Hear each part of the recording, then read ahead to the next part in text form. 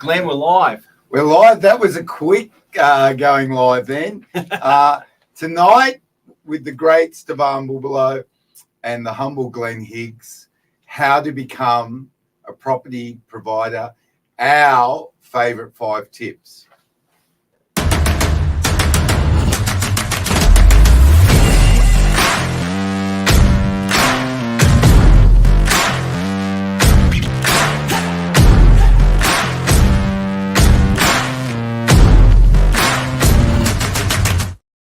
Ladies, gentlemen, it's Monday evening, 8 p.m.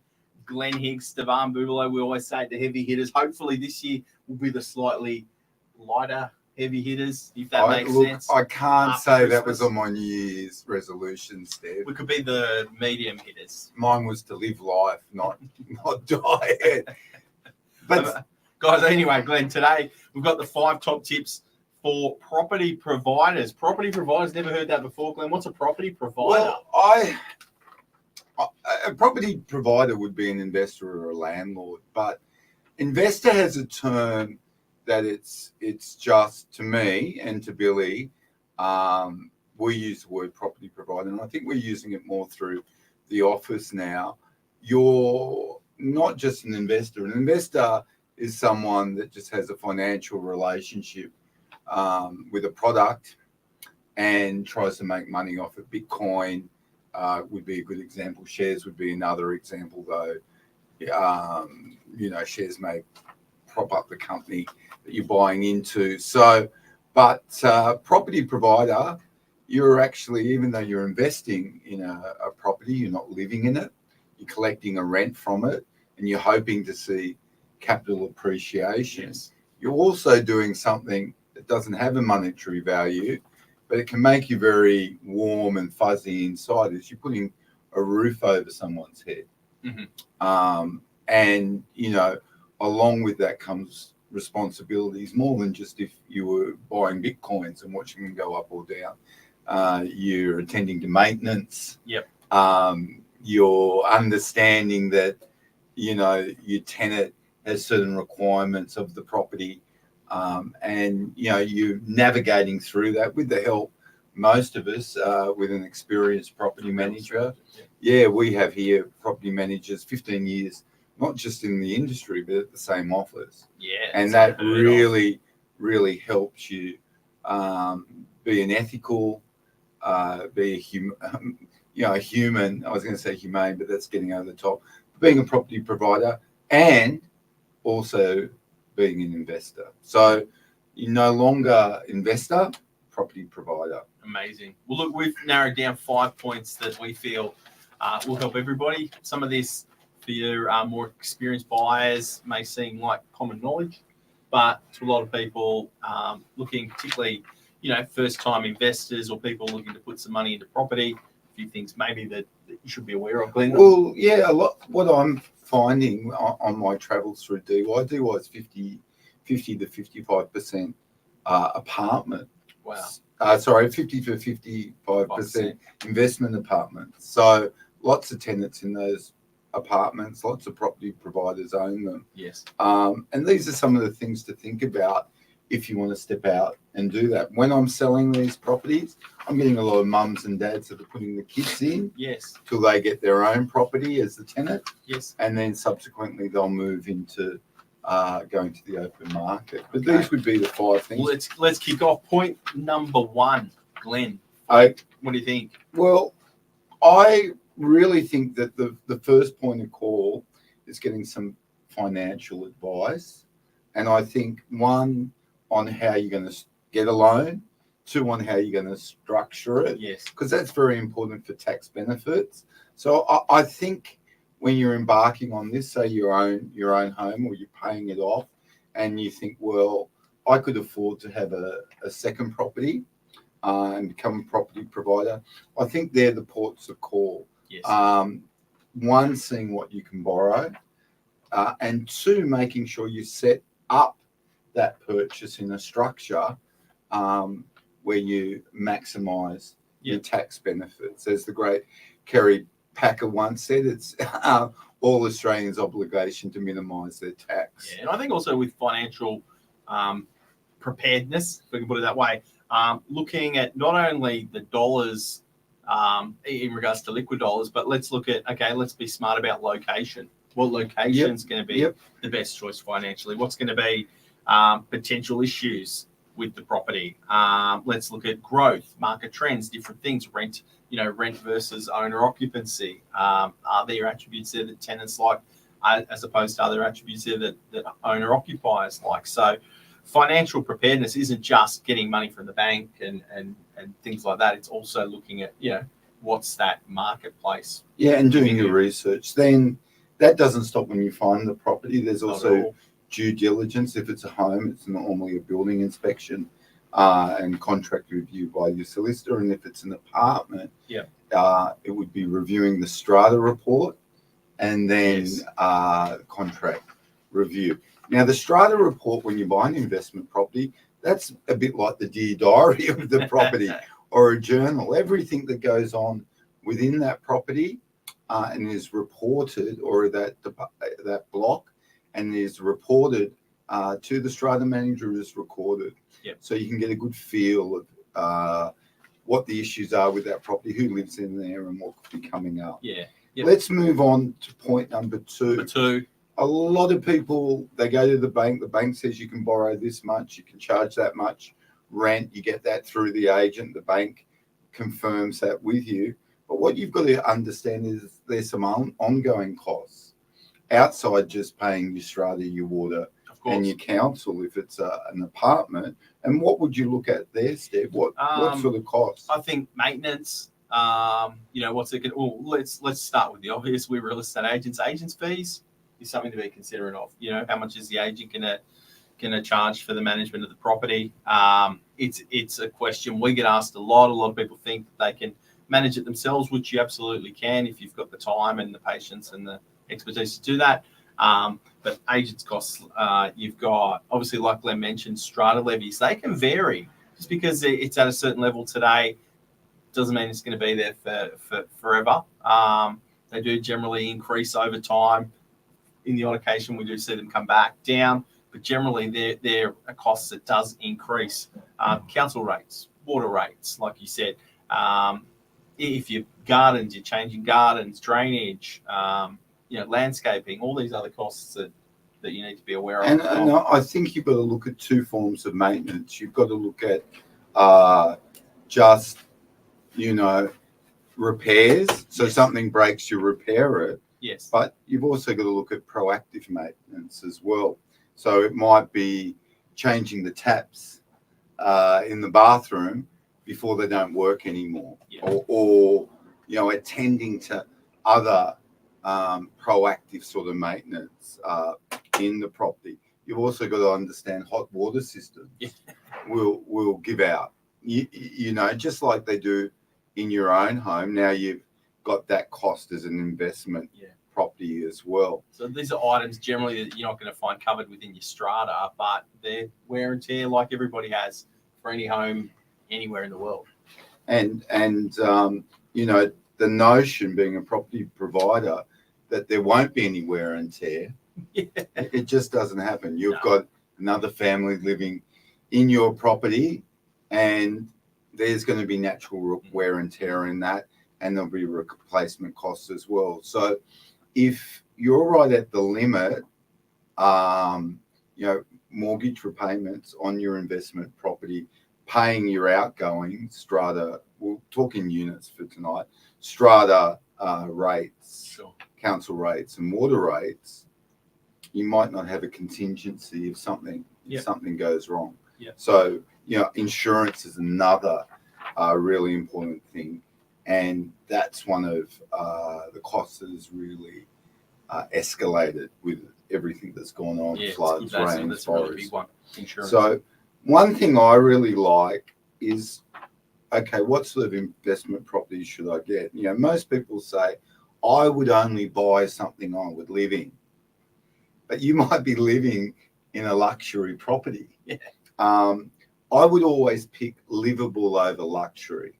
I agree. So I would pick a livable 2-bedroom apartment over a luxury studio. Yes. Because I've got a broader pool of potential tenants. I've got less maintenance to keep it livable. So if I'm looking for that high end in a studio, I've got to keep it a high end tenant in a studio. I've got to keep it high end all the time. Yeah. Where I can just get a livable, comfortable 2-bedroom apartment, and probably a little easier to rent. Yeah. And a little easier to maintain. And to a degree, form over function as well. Like again, if you've got a property that's got all the trimmings, all the bells and whistles, you've got, you know, automated blinds, as opposed to, you know, a standard cord operated type of blind system. They're all going to cost money, and that's pretty common sense to me. But as well, for your tenant, sometimes it's maintaining and using a certain product in the property can be challenging too. So sometimes, you know, keep it simple. Well, that's what you said, form over function. So we have automatic blinds here. If you had that in your unit and they break down, whatever's in there and working when the tenant goes in must remain in there and working throughout the length of their tenancy. Yeah, great. That's a good point. So often people will say, well, I'll put in an air conditioner, I'll put in a washing machine, I'll put in a dishwasher. They're pretty standard things, probably not the washing machine. Next we hear they're putting in TVs and just, you know, built-in coffee machine. What you've got to remember is these items, which are prone to break down at some stage, you'll be replacing. Yeah. So once again, livable over luxury. Yeah, and I always tell landlords, particularly new landlords, like sometimes they'll say, oh, I'm going to leave that couch, I'm going to leave that washing machine, I'm going to leave that for my tenant. Less is more in the world of rentals. So again, and in the management fields, because if that does break down, and that's how the tenant occupied the property, that does need to be maintained by the landlord. Yeah, and really, we do get that. We do get. Oh, I want to leave the couch here. I want to leave the washing machine there. I want to leave the fridge there. Yeah, the tenant's got these items. Just quickly, that's right. Most tenants have got what they need. So, and they want, you know, they want to use what they've got rather than, you know, have a fridge in the bedroom and a fridge in the kitchen. I think also too, it gets back to what you should buy. Often when we buy a property to live in, there is emotion in it. You know, we buy something we love. Yeah. We buy something with, you know, a view that runs forever. We buy something with a big garage. But, you know, let's keep it rational. We're not buying with emotion when we're buying an investment property. I think Stev said it the best. We want to buy something that's livable and works as an investment property. I think also when you're looking at a property, and again, this is a conversation we have pretty much I have week in, week out with a lot of buyers, is if you're focusing on an investment property, it's great to have the view, and that view is great for capital value. So as the property grows, you know, if you've got a beach view or you've got a certain attribute, it may drastically improve the capital value as it grows over, say, a 15-year period, but it may not directly or proportionately relate to the income that you're going to receive from the apartment. So, or house or commercial property that it may be. So sometimes the factor that may be the driving force on why property is priced where it is not the factor that returns a rental return, if that makes sense. Like so many times I hear people say, I want the water view and I want that on an investment property. The tenant just wants, look, a water view is fantastic. I'm sure tenants would love that. But if you can give them a great kitchen, a great bathroom, a lock-up garage, an internal laundry, and a great lifestyle, you know, I'm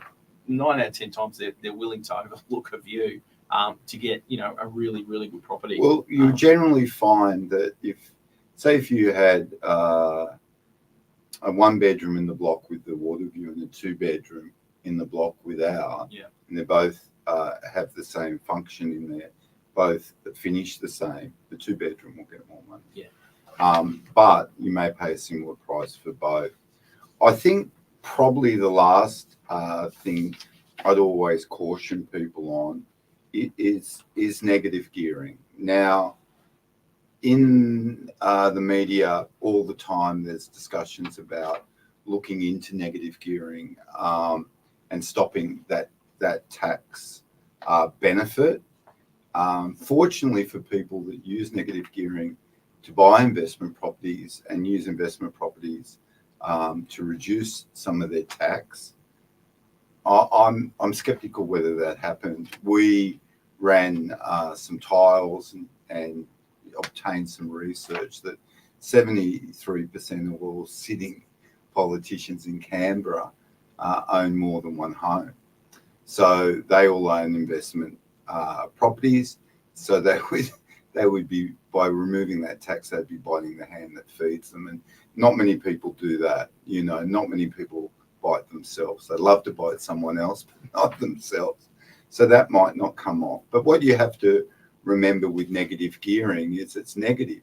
The rent is not covering your mortgage. So you really have to think, you know, what happens if I can't get a tenant? Yes. What happens, you know, if both husband and wife are working, one of us doesn't work? How do I pay it? Yeah. Because a lot of the sales that we've put together this year have been off our rent roll, more so than just people upsizing or downsizing or getting a better property, getting a smaller property. So you have to remember that. Yeah. You know, I think that's really, really important. And sometimes I think with an investment property, the bank will give you best case scenario. Okay, you can get 800,000. Come back a little bit. Step back. Yeah. You know, don't go to the bank's limit. Go to your personal limit. Yeah. Look to build some equity into that property quickly. Look to get a little bit ahead with your mortgage, because I have seen in 2023 investment properties sell more so than owner-occupied residence. Now, none of the vendors have ever said this is a distressed sale, but in rising interest rates and you're selling an investment, there's something in there that's uncomfortable. Yes. So a few little tips there. Common mistakes. We'll just quickly run over a few common mistakes that Glenn and I have identified very, very quickly, and then we'll let everyone get on with their Monday night. But, you know, recapping, kind of lack of due diligence, emotional driven decisions, avoid rushing into quick investment decisions without thoroughly researching, you know, the marketplace, rental yields, the building itself, things like that. So work on the trends rather than on your emotion with that one. Number two is also be aware. You'd be a fool to ignore future lending changes. So again, I know the banks say that they're doing this as well for us, but as an individual, you need to understand that what could be around the corner, whether it's lending, whether it's interest rates, property taxes, things like this. I'm sure they vary depending on location and country, but be aware of what the future might hold. And look, none of us have a crystal ball. If we did, Glenn, you and I probably, I don't know, probably pick a lot of winners. If we had a crystal ball, we'd be eating caviar at 8:00. We'd still be doing this, but of course, I'm probably you'd have a gold crown on. I'd have a big cigar. Yeah, so future trends. And you know, what they also looked at is just look at a long-term plan with your investment property. Don't look at it short-term. Don't look at it something you might hold just for a couple of years and flip. Yeah. Often in real estate, there can be no growth over 2 years, and then it can go up 30% in 1 year. It's not a linear sort of growth through it. It's just generally what happens. Interest rates come down, demand then heats up.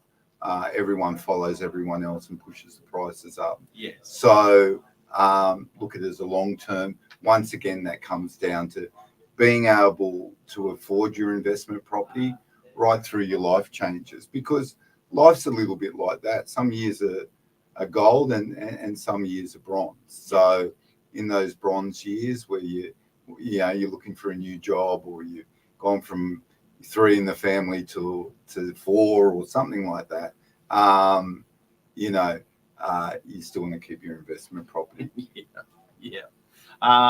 Location, diversification, we've written down, Glenn. Yes. That's pretty important. Choose wisely properties based on location and asset type, and diversify.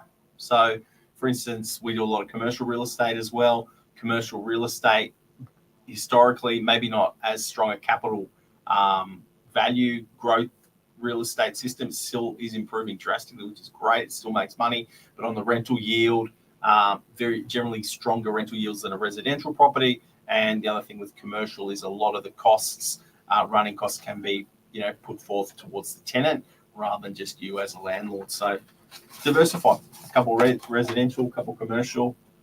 Possibly, but you just got to remember too that the greater the reward, the greater the risk. Mm-hmm. So the higher the yield, there's always something in there. There's never a free lunch. Yes. Diversification. You see a lot of buyers agents around now that are selling people in New South Wales into investment properties outside of Sydney. Yeah. With that, you've got to have someone you can really trust. In your local area, you live, for us, on the Northern Beaches, you live at NARRAWEENA, you want to buy a unit at DY, you pretty much know what it's going to be, what it's going to get, what the tenant is. You might have been a tenant in one of those units years and years ago before you moved into your house. You can drive past it and have a look, make sure it's still there. You can drive past it, see what your strata managers are doing. That's always a good thing too. Great. When you start, buying a villa in Lombok, Bali or something like that, it's a little bit hard to keep your finger on the pulse. So, yep. Sometimes to start off, buying locally in an area that you know what sort of tenants you're going to get, what sort of rent, can be a good thing as well. Fantastic. So that's us for tonight. I hope we made some sense. Join us next week on the Novak News.